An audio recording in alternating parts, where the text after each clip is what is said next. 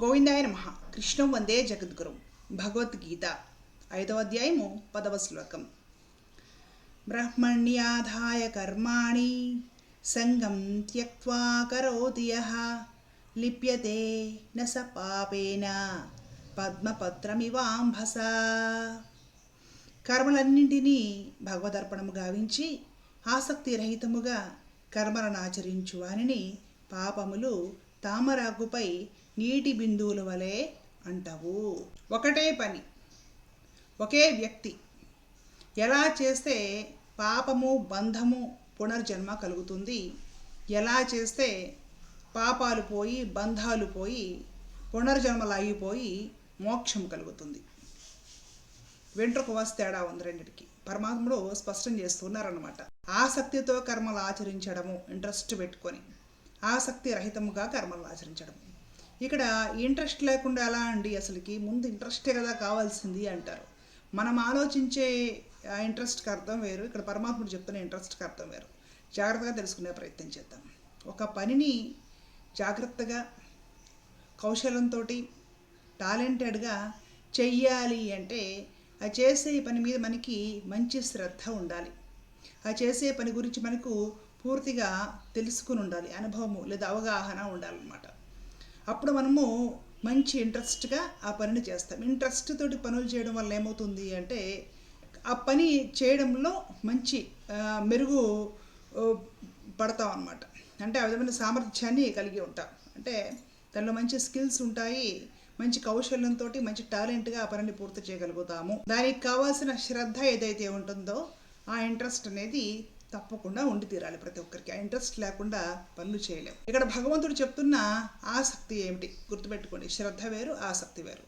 భగవంతుడు చెప్తున్న ఆసక్తి ఏంటంటే ఇంకా దాన్నే అతిగా ఆలోచించి దానివల్ల నేను ఇది పొందుతాను, ఆ తర్వాత అలా చేస్తాను అనేసి ఎక్కువగా ఊహించుకొని, నేను చేస్తున్న ఈ పని వలన ఇలాంటి ఫలితాలన్నీ వచ్చేయాలి, ఇంత గొప్పగా అయిపోవాలి, తద్వారా దాన్ని నేను అనుభవించాలి, ఇలాగా రకరకాలుగా దాని గురించి ఎక్కువగా ఆలోచించడం ఏదైతే ఉందో ఆ ఆసక్తి అధికమైతే సంగం అయిపోతుంది అన్నమాట. ఇక మనసు దాన్నే పట్టుకుంటుంది. ఎప్పుడు మనసు దాన్నే పట్టుకుంటుందో ఇంకా దాని మీదకే శ్రద్ధ పెడుతూ ఉంటుంది అనమాట, మనసు పెడుతూ ఉంటుంది అనమాట. దీనికి సంబంధించి ఇలాంటి ఫలితం కావాలి, లేదంటే ఇది పొందాలి, దీన్ని అనుభవించాలి. రాకపోతే మనసు బాధపడుతుంది.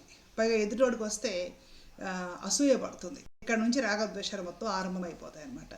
కాబట్టి నీ కర్తవ్యము, నీ ధర్మము, నీ పని ఏదైతే ఉందో అది అమిత శ్రద్ధగా చెయ్యి. పూజ ఎంత శ్రద్ధగా చేస్తావో ప్రతి పని అంతే శ్రద్ధగా చెయ్యి. శ్రద్ధ వేరు, ఆసక్తి వేరు. నువ్వు శ్రద్ధగా చెయ్యి, కానీ విపరీతమైన ఆసక్తి దాని మీద పెట్టుకోకు. అనాసక్తంగా కర్మ చెయ్యి. శ్రద్ధగా భగవత్ పూజ చేసినంత శ్రద్ధగా ప్రతి పని నువ్వు చెయ్యి.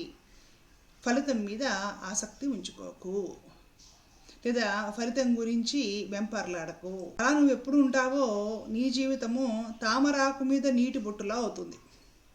తామరాకు మీద నీటి చుక్కలు వేయండి, ఉంటాయి, తామరాకు మీదే ఉంటాయి, ఎక్కడికి పోవు. మనం మళ్ళా నెట్టేస్తే పోతాయి, అప్పటి వరకు ఉంటాయి. కానీ తామరాకు కంటుకోదు.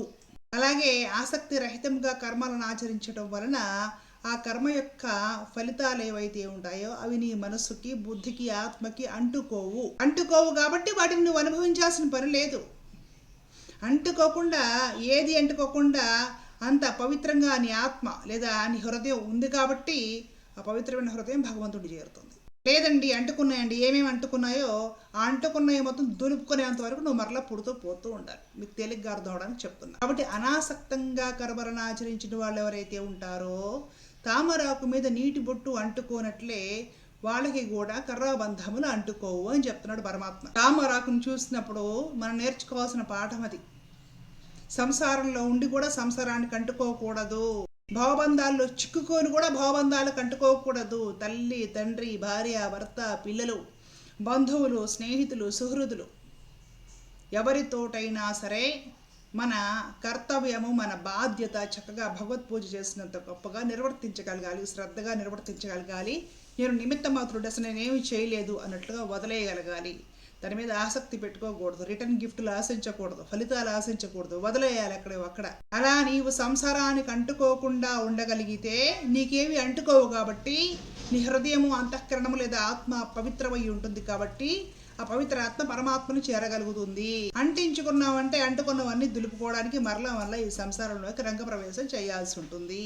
కాబట్టి ఎప్పుడైనా తామరాకు కనపడితే దాన్ని చూసి మనం నేర్చుకోవాల్సింది అదే. తామరాకు మీద 2 నీటి బొట్లు వేసి చూడండి, ఎంతసేపు నిలబెట్టినా ఉంటాయి, కానీ తామరాకు మాత్రం అంటుకోవు. ఈ సంసారంలో మనం ఎన్నాళ్ళు ఉన్నా కూడా సంసారానికి అంటుకోకుండా ఉండగలడం గొప్ప విషయము.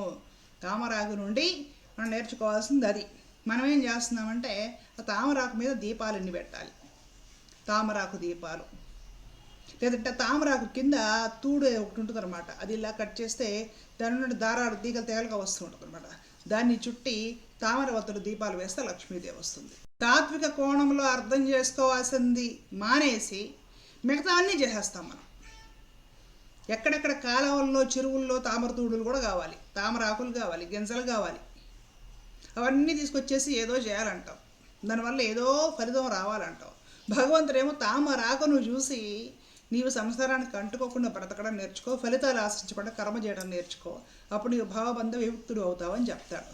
మనం ఏమో దాన్ని కూడా పట్టుకొని దీని మీద దీపం పెడితే ఏం ఫలితం వస్తుంది అనే ఆలోచనలో మనం ఉంటాం. కాబట్టి ఈ సంసార బంధాల్లో మనము ఇలాగే ఇరుక్కుపోయి ఉన్నాం. ఆ పరమాత్ముడిని చేరలేం. మనం చేరలేకపోవడానికి కారణం ఏంటంటే మన అజ్ఞానమే కారణము.